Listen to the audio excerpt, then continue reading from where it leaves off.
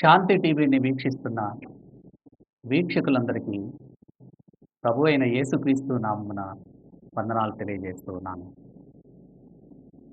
ప్రియులారా, చిన్న ప్రార్థన చేసుకుని వాగ్దానానికి వెళదాం. మహాపరిశుద్ధుడైనటువంటి మా నాయన, ప్రేమగల దేవ, మీ పరిశుద్ధ పాదాలకు వేలాది వందనాలు, స్తుతులు, స్తోత్రాలు చెల్లించుకుంటూ ఉన్నాం. దయగల తండ్రి, శాంతి టీవీని వీక్షిస్తున్నటువంటి నాయన మీ బిడ్డలను జ్ఞాపకం చేసుకోండి. నాయన మీ బిడ్డల కుటుంబాల్లో ఉన్నటువంటి ప్రతి ఇబ్బందిని జ్ఞాపకం చేసుకొని తొలగించమని, మీ బిడ్డలకు కావలసిన సహాయాన్ని సమయోచితంగా దయచేయమని మీ పాదాలు బట్టి అడుగుతూ ఉన్నాం. అదే సమయంలో ఈ వాక్యంలోనికి వెళుతూ ఉంటుండగా నాయన మీ దాసుని మీ బూరగా చేసుకుని మీరే మాతో మాట్లాడమని యేసయ్య పరిశుద్ధ నామమును బట్టి ప్రార్థించి వేడుకుంటున్నాం తండ్రి, ఆమేన్. ప్రియమైన దేవుని పిల్లలారా, ప్రభు నామంలో మీ అందరికీ శుభాలు తెలియజేస్తూ ఉన్నాను. ఈ సమయంలో లేఖనాలకు వెళ్ళి కొన్ని మాటలను జ్ఞాపకం చేసుకున్నాం. లూకాసు వార్త 13వ అధ్యాయంలోకి మనం వెళదాం. ప్రభు అనేక ప్రాంతాల్లో సంచరిస్తూ బెతేనియా అనేటటువంటి ప్రాంతానికి వెళ్ళి అక్కడ ఉన్నటువంటి మార్త, మరియా, లాజరు అనేటటువంటి వారి కుటుంబాన్ని దర్శించి ఆ తదుపరి యెరూషలేముకి ప్రభు ప్రయాణం చేస్తూ ఉన్నట్లు లేఖనాలు మాట్లాడుతూ ఉన్నాయి. ప్రయాణం చేసేటటువంటి క్రమంలోనే శిష్యులు ప్రభు యొద్దకు వచ్చి కొన్ని విషయాలను చెప్తూ ఉన్నారు. వాటిని మనం గమనించినట్లయితే మొదటి విషయాన్ని చెప్తూ, ప్రభువా, కొద్దిమంది గలీలియా ప్రాంతం వారు యెరూషలేము దేవాలయానికి వచ్చినారు.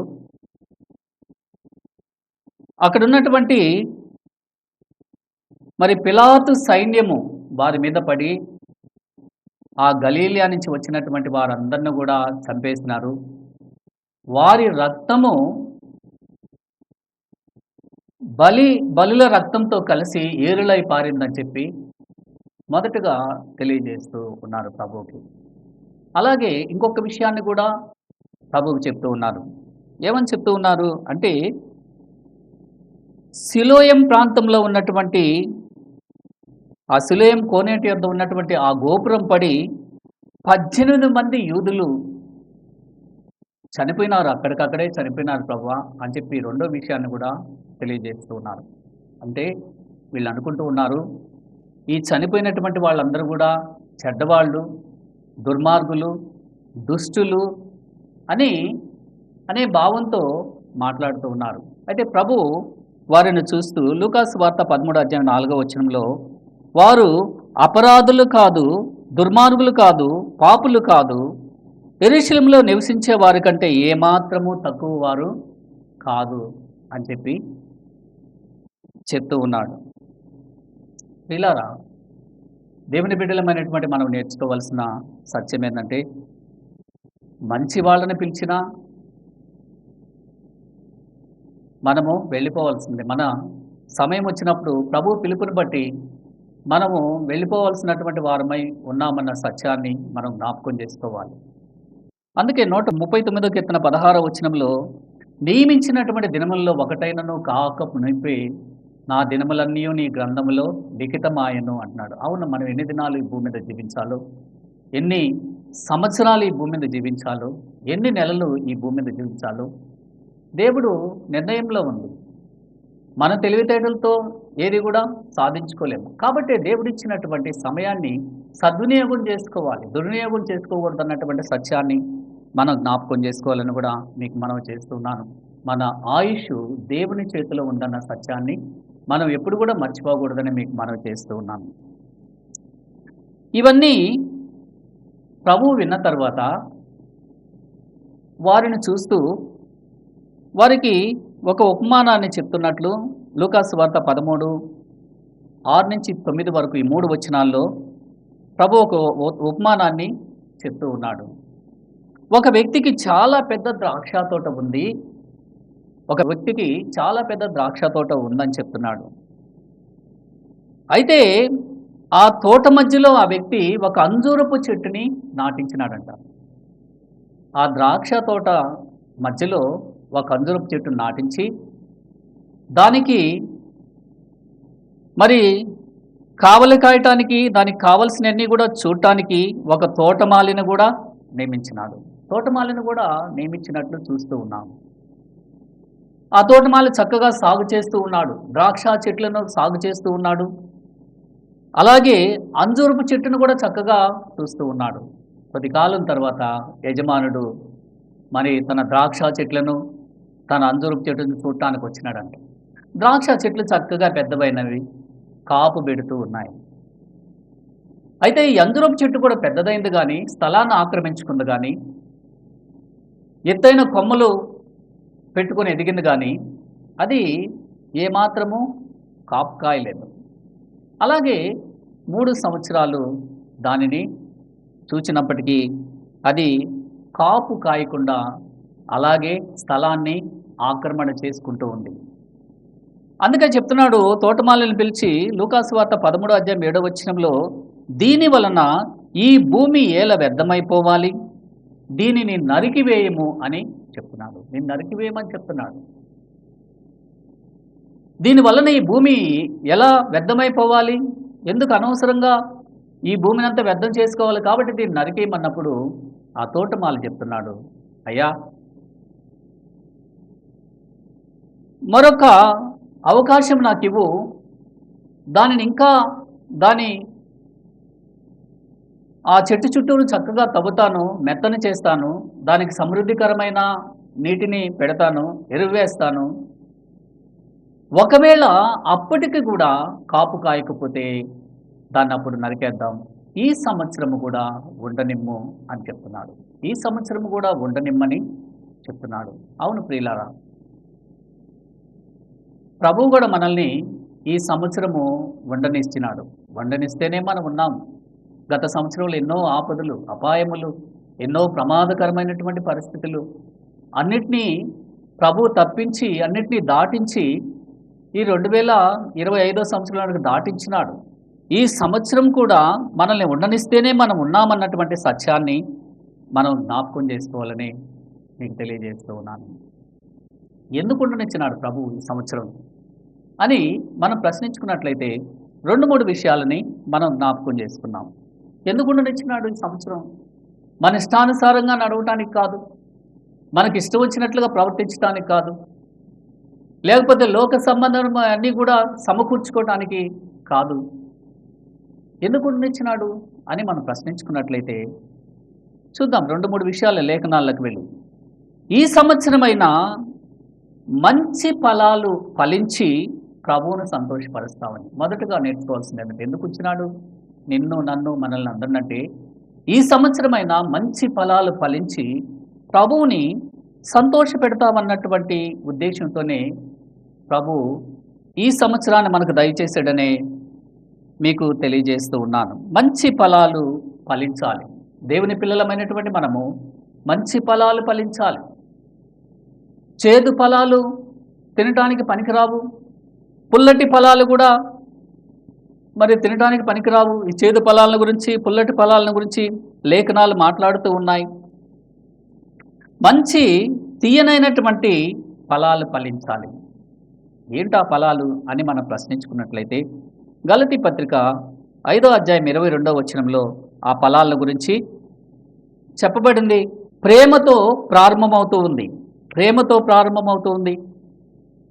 ప్రేమ, సంతోషము, సమాధానము, దయాళత్వము, మంచితనము, విశ్వాసము, ఇంకా సాత్వికము, ఆశ, నిగ్రహము, ఇవన్నీ కూడా 9 రకాలైనటువంటి రుచులతో కలిగినటువంటి ఫలము ఈ ప్రేమ ఫలం అనేది. కాబట్టి మంచి ఫలాలు ఫలించాలని దేవుడు ఇష్టపడుతూ ఉన్నాడు. దేవుని పిల్లలమైనటువంటి మనము మంచి ఫలాలు ఫలించేటటువంటి వారంగా ఉండాలి. దేవుడు మనకు కావాల్సినవన్నీ కూడా సఫిషియెంట్గా మనకి ఇస్తూ ఉన్నాడు.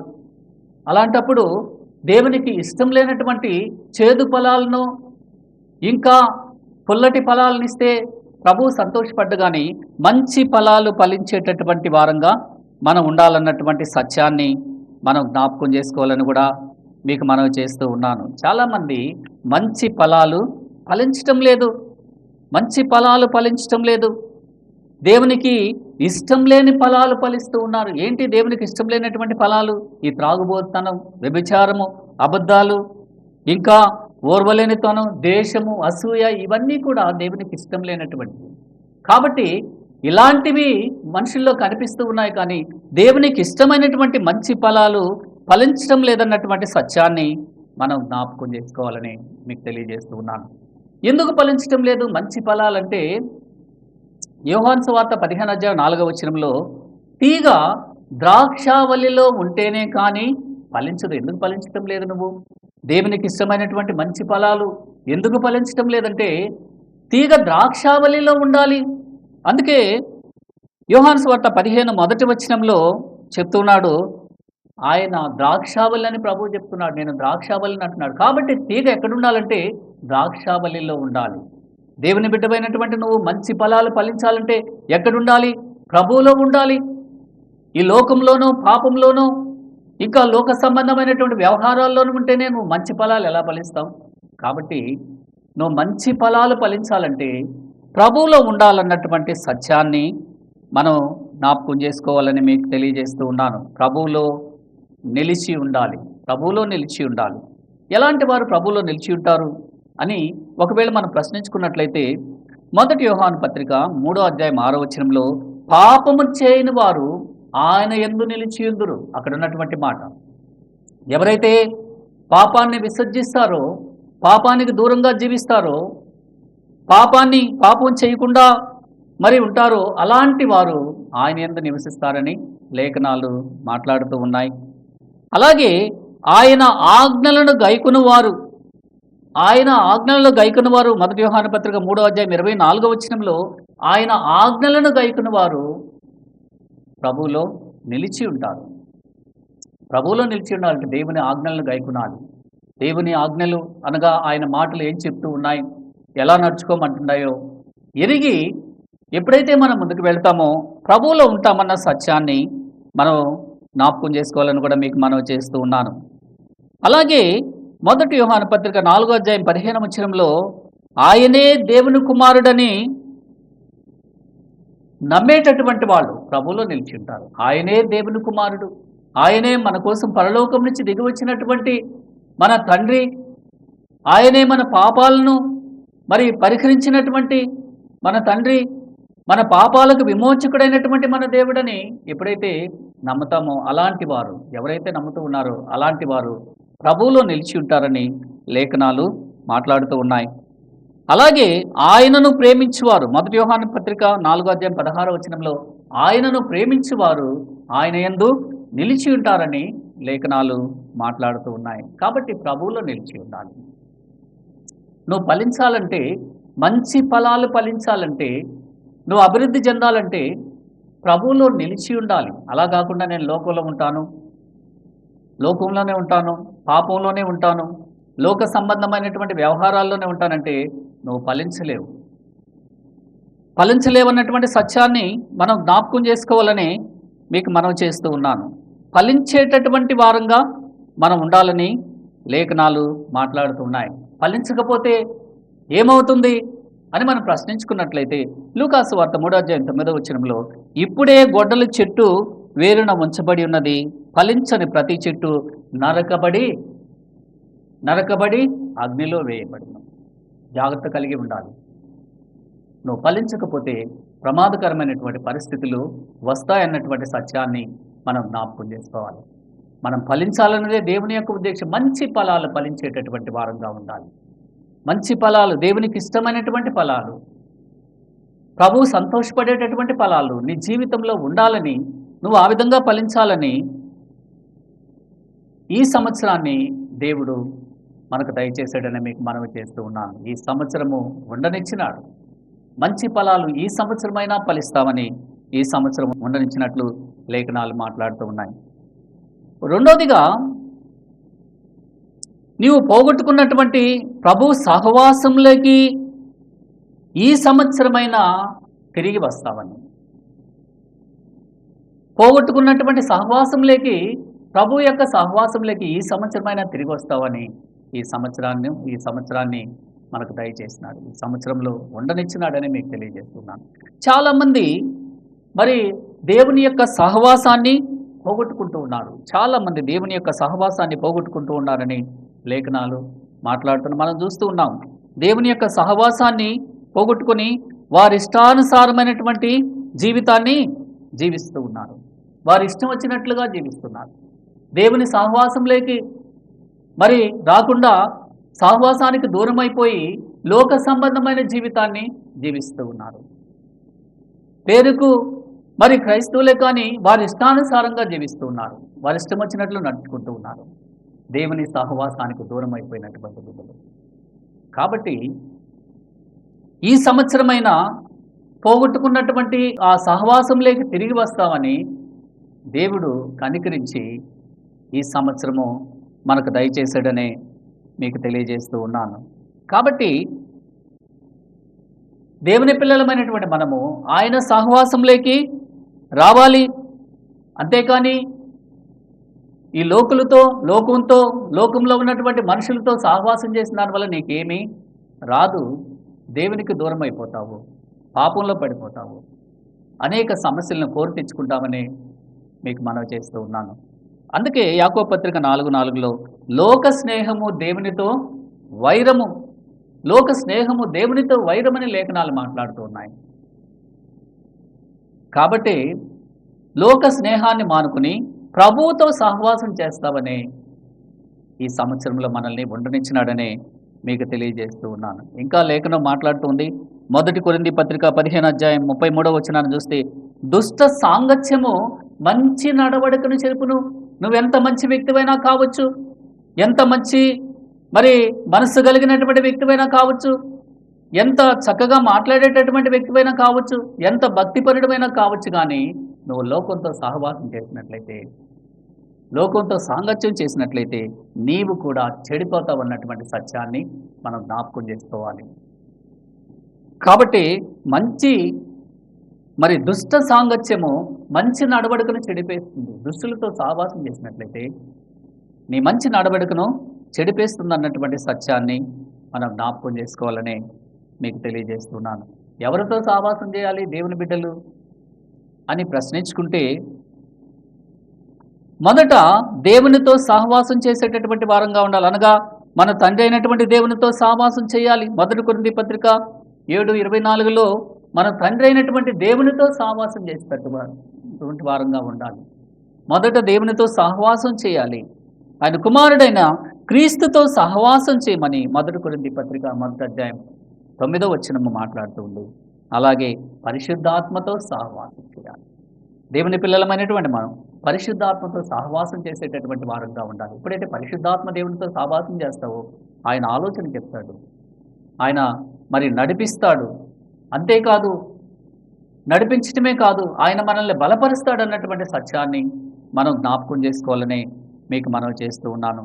అంతేకాదు, భక్తులతో సహవాసం చేసేటటువంటి వారంగా ఉండాలి. భక్తి కలిగినటువంటి విశ్వాసులతో సహవాసం చేసినట్లయితే ఒకవేళ నీవు త్రోవ తప్పిపోయినా వారు మరలా భక్తి కలిగినటువంటి మాటలు చెప్పి నిన్ను బలపరుస్తారని మీకు తెలియజేస్తూ ఉన్నాను. అలా కాకుండా లోకులైతే నువ్వు తప్పిపోయినప్పుడు అలాగే ఆ లోకంలోకే లాక్కుని వెళ్తారు. భక్తి కలిగినటువంటి దేవుని బిడ్డలతో సహవాసం చేసినట్లయితే వారు నిన్ను సరిదిద్దుతారన్నటువంటి సత్యాన్ని కూడా మనము జ్ఞాపకంలో ఉంచుకోవాలని మీకు మనవి చేస్తూ ఉన్నాను. కాబట్టి దేవునితో సహవాసం చేయాలి, భక్తి కలిగినటువంటి జనులతో సహవాసం చేయాలి, అలాగే సంఘంతో సహవాసం చేసేటటువంటి వారంగా మనం ఉండాలి. ఎవరితో సహవాసం చేయకూడదనే లేఖనాలు మాట్లాడుతున్నాయంటే కోపచిత్తులతో సహవాసం చేయొద్దనే లేఖనాలు మాట్లాడుతూ ఉన్నాయి. ఇంకా దుర్జనులతో సహవాసం చేయొద్దని లేఖనాలు మాట్లాడుతూ ఉన్నాయి. అవిశ్వాసులతో సహవాసం చేయొద్దని కూడా 2 కొరింథీ పత్రిక 6:14లో మనం చూస్తున్నాము. అవిశ్వాసులతో సహవాసం చేసినట్లయితే వారిలో విశ్వాసం ఉండదు, నామకార్థపు జీవితాన్ని జీవిస్తుంటారు, నిన్ను కూడా ఆ విధంగా మార్చేస్తారు. కాబట్టి అవిశ్వాసులతో సహవాసం చేయకూడదని లేఖనాలు మాట్లాడుతూ ఉన్నాయి. అలాగే దుష్టక్రియలు చేసేటటువంటి వారితో సహవాసం చేయకూడదు. దుష్టక్రియలు చేసేటటువంటి వారితో సహవాసం చేయకూడదని లేఖనాలు మాట్లాడుతూ ఉన్నాయి. కాబట్టి దేవుని పిల్లలమైనటువంటి మనము దేవునితో సహవాసం చేసేటటువంటి వారంగా మనం ఉండాలని మీకు తెలియజేస్తూ ఉన్నాను. దేవునితో సహవాసం చేసినట్లయితే మరి యోబు గ్రంథము 21, 22 వచనంలో ఆయనతో సహవాసం చేసిన యెడల నీకు సమాధానము కలుగును, అలాగుననే నీకు మేలు కలుగును.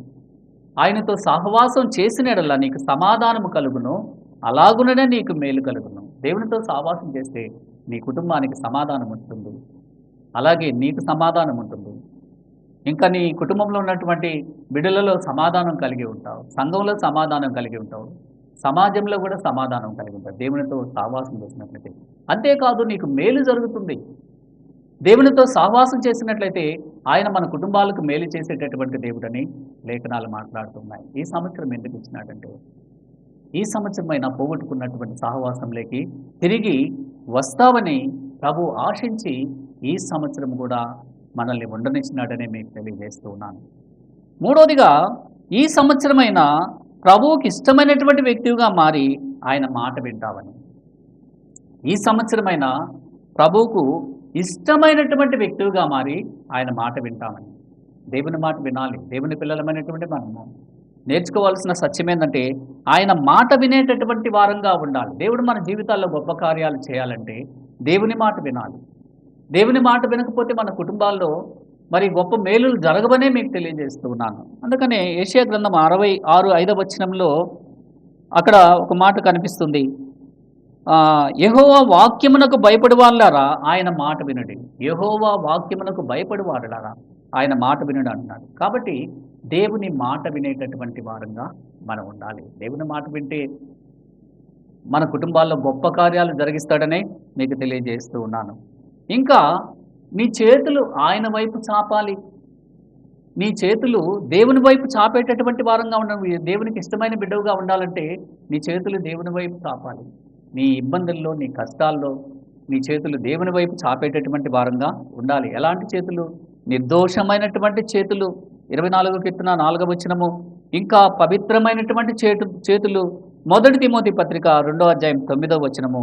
దేవునికి అంగీకార యోగ్యమైన చేతులు.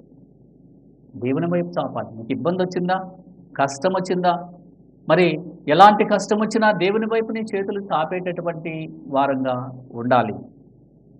దేవునికి అంగీకార యోగ్యమైన చేతులని 141 కీర్తన 2వ వచనం చెప్తుంది. కాబట్టి ఆయనకి ఇష్టమైనటువంటి బిడ్డలంగా ఉండాలంటే మనము ఆయన మాట వినేటటువంటి వారంగా ఉండాలి. ఆయన వైపు చేతులు చాపేటటువంటి వారంగా ఉండాలి. ఆయన మార్గాల్లో నడిచేటటువంటి వారంగా ఉండాలని లేఖనాలను బట్టి మీకు తెలియజేస్తూ ఉన్నాను. ఆయనకి ఇష్టమైనటువంటి ప్రజలంగా మనం ఉండాలి. దేవునికి ఇష్టమైనటువంటి ప్రజలంగా ఉండాలి. ఇంకా లేఖనాల ప్రకారము ఎలా ఇష్టలం అంటే విశ్వాసం ఉండాలి. సంపూర్ణమైన విశ్వాసం ఉండాలి. విశ్వాసము లేకుండా దేవునికి ఇష్టడైనట అసాధ్యము. హెబ్రీ పత్రిక 11వ అధ్యాయం 6వ వచనంలో విశ్వాసము లేకుండా దేవునికి ఇష్టడైనట అసాధ్యము. దేవుని నమ్మకుండా దేవునికి ఇష్టమైన జీవితాన్ని జీవించడం అనేది అసాధ్యమైన పనని లేఖనాలు మనతో మాట్లాడుతూ ఉన్నాయి. అలాగే భక్తి కలిగి ఉండాలి. 16వ కీర్తన 3వ వచనంలో భూమి మీద భక్తులే శ్రేష్ఠులు, వారు నాకు కేవలము ఇష్టలని లేఖనాలు మాట్లాడుతూ ఉన్నాయి. కాబట్టి దేవుని యందు భక్తి కలిగి ఉండాలి. ఎలాంటి భక్తి? భయంతో కూడినటువంటి భక్తి. అనేక మంది భయం లేనటువంటి భక్తిని చూపిస్తున్నారు. అది ఏమాత్రమూ ఉపయోగకరం కాదు, ప్రమాదకరమైనదాన్ని కూడా మీకు మనవి చేస్తున్నాను. కాబట్టి దేవుని యందు భయభక్తులు కలిగినటువంటి వారంగా మనం ఉండాలని లేఖనాలను బట్టి మనం నేర్చుకుంటూ ఉన్నాం. ఇంకా సామెతలు 11:28లో యథార్థవంతులు ఆయనకి ఇష్టలనేటటువంటి మాట కూడా మనకు కనిపిస్తుంది. యథార్థత కలిగి ఉండాలి. దేవునికి ఇష్టమైనటువంటి వ్యక్తులుగా ఉండాలంటే హృదయంలో ఒకటి ఉంచుకొని పైకి ఇంకొక విధంగా ప్రవర్తించేటటువంటి వారంగా ఉండకూడదు. ఎందుకని? ఆయన మన హృదయాలను పరిశోధించి తెలుసుకోగలిగినటువంటి దేవుడై ఉన్నాడు. కాబట్టి నీ హృదయంలో ఉన్నటువంటి ఆ తలంపులను, నీ హృదయంలో ఉన్నటువంటి ఆ చెడుగును చూడగలిగినటువంటి దేవుడు యేసయ్య. కాబట్టి దేవుని పిల్లలమైనటువంటి మనము యథార్థత కలిగి ఉండాలి. యథార్థవంతులు ఆయనకి ఇష్టలని లేఖనాలు మనతో మాట్లాడుతూ ఉన్నాయి. యథార్థవంతులమై ఉండాలి. దేవుని సన్నిధిలో మోకరించినప్పుడు మనల్ని మనం పరిశీలించుకోవాలి. ఎందుకు దేవుడు నా ప్రార్థన అంగీకరించడం లేదని మనల్ని పరిశీలించుకోవాలి. యథార్థత లేకుండా నీ హృదయంలో పాపం ఉన్నట్లయితే దేవుడు నీ ప్రార్థన అంగీకరించుట నీకు సమాధానము రాదని నీకు తెలియజేస్తూ ఉన్నాను. కాబట్టి ఆయనకి ఇష్టలుగా ఉండాలంటే మరి విశ్వాసం ఉండాలి, భక్తి ఉండాలి, యథార్థత కలిగినటువంటి వారంగా ఉండాలని లేఖనాలు మనతో మాట్లాడుతూ ఉన్నాయి. ఎందుకు ఉంచినాడు ఈ సంవత్సరము మనల్ని? ఎందుకు ఇచ్చినాడంటే ఈ సంవత్సరమైన ప్రభువుకి ఇష్టమైనటువంటి వ్యక్తిగా ఉండి ప్రభు మాట వింటావనే దేవుడి ఈ సంవత్సరాన్ని మనల్ని ఉండనిచ్చినాడనే లేఖనాలు మాట్లాడుతున్నాం. అందుకనే ఈ సంవత్సరము ఉండనిమ్ము అయ్యా యజమానితో చెప్తూ ఉన్నాడు. అయ్యా నేను అన్నీ చేస్తాను, దానికి కావాల్సినవన్నీ కూడా సమృద్ధికరమైన ఎరువేస్తాను, ఇంకా సమృద్ధికరమైన నీటిని అందిస్తాను, దానికి కాపు పెడతాను, కావలసినవన్నీ కూడా ఇస్తాను, ఈ సంవత్సరం కూడా ఉండనిమ్మని తోటమాలి చెప్తూ ఉన్నాడు. కాబట్టి ఆ తోటమాలి మన ప్రభువే. కాబట్టి మరి ఈ సంవత్సరం కూడా మనల్ని ఉంచినాడు ప్రభు. ఎందుకు ఉంచినాడు ఈ సంవత్సరం అంటే ఈ సంవత్సరమైన దేవునికి ఇష్టమైన మంచి ఫలాలు ఫలిస్తావనే ఈ సంవత్సరము ఉంచినాడని మీకు తెలియజేస్తూ ఉన్నాను. ఈ సంవత్సరమైన ప్రభువుతో సహవాసం చేస్తావని, లోక సహవాసాన్ని విడిచిపెట్టి ప్రభువుతో సహవాసం చేస్తావనే ఈ సంవత్సరాన్ని మనకు దయచేశాడనే మీకు తెలియజేస్తూ ఉన్నాను.